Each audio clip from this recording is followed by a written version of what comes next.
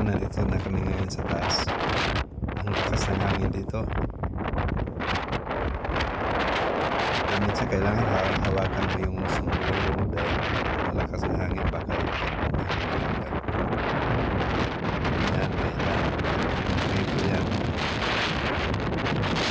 Paikot yan hanggang doon, paikot ng crater ng volcano. Yung mga tao yan naglalakad na doon sa taas.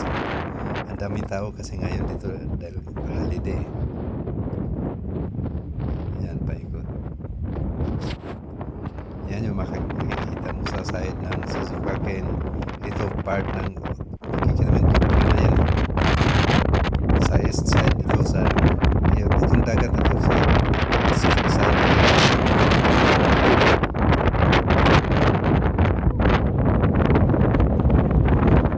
Malayo-layo na yan. Baka rin paakyat mataas pa yan dun eh. Yun ang mataas na parte ng crater.